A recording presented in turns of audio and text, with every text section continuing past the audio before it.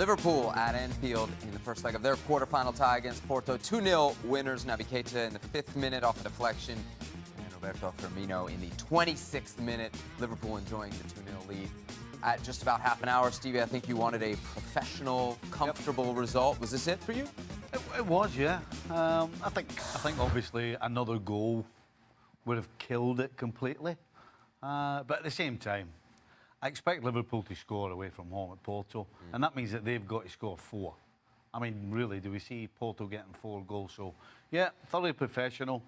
There was a little moment, though, when I thought maybe the referee might have given a penalty against Alexander-Arnold, but fortunately for Liverpool, he gave a corner for a handball that he said was already over the line. So, other than that, completely professional. There's a play in the first half where the Porto player actually puts Mo Salah through. And your reaction before Salah even He's not scored. didn't finish told me where you think Salah is. And we kind of saw that throughout the match, didn't we? Well, he is, yeah. Listen, he's... At the moment, he can't find a red jersey with a pass, and then when he has a shot, that's the only time he's finding a red jersey, because he hit Henderson once, and he hit Firmino straight in the back today as well. But you know what? You can't not play him. He showed us at the weekend that when he has an opportunity and he gets everything right, he's world class. But right now, that's only coming in spots. But he's got enough in the bank that he deserves to play, and he should continue to play. Well, we didn't feel that support when you were watching. There was a lot of Mo Salah comments in the green room whilst we were watching, particularly in the second half. I mean, let's be honest. By the way, when he said he needed a third goal, I said to him, they could do with a third, and he says, no, we're good. No, we're good. Well, I did say it.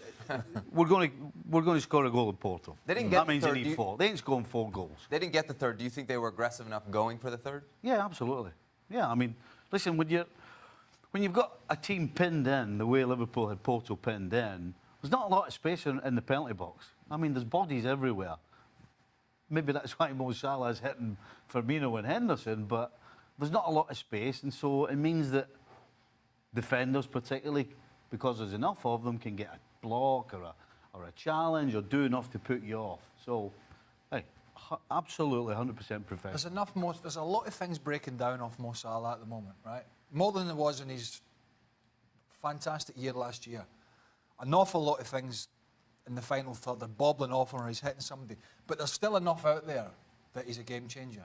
The goal at Southampton at the weekend, the cross he put in at Bayern Munich, which was an absolute peach. Yep. It's just not all clicking for him at the moment, but he's still such a potential game changer that I think Klopp will take those little frustrations and they'll just put it to the side and have a word with him. I think the 2-0, even though comfortable and professional, there might have been a couple of nervous moments as well for Liverpool, where Alisson had to come up with a save, and a couple of times where they got a little stretched. So even though I do think that Liverpool is going to go through, this 2-0 makes it, at the very least, interesting in the second leg, where maybe Porto gets an early goal, and maybe there's a little bit of something for Liverpool to be very careful about. I just don't think Porto is good enough across the board to really trouble Liverpool. But we just saw a couple of instances throughout the game where Liverpool, at times, they lost a little concentration. Maybe they're thinking about scoring the third goal rather than defending.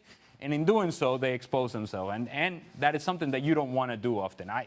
Clearly, I feel like Liverpool is going to go through. But I'm just saying, it's a little closer than it should be. Yeah, if you're a Porto fan, 2-0 down and you're bringing them back to your place, there's a little bit of hope there, as opposed to 3, where there would have been no hope. Yeah. Hey, we mentioned Mo Salah on the attacking end. There's a challenge in the second half that on replay, slow motion, again, there's the context, looked kind of red to me. I would agree with you 100%. Yeah. I thought it was red. Fortunately, Mo Salah was not going for the player. He completely misjudged where the ball was and went over the top of it. I don't think he had any intention whatsoever of catching the opposition. But it's reckless, it endangered the opponent, and it should have been a red, whether he means it or not. The Porto player does him a favor, actually. Yeah, because Danilo, who was on the ground, because if he goes rolling around and sells it, then I think it's a more difficult decision for the referee. But it almost felt like it was a graze over the top of the shin, and he just kind of got up and went on about his business, doing a favor to Mo Salah and Liverpool as well. Red for you? Oh, 100%. Definite red. And what's even more the case of him getting away with it is there was VAR. Yep. So somebody has sat there in the VAR truck and, for whatever reason, has decided that that's not a red card challenge. But I think had he told the referee to go and review it, I don't think the referee would have seen it that way.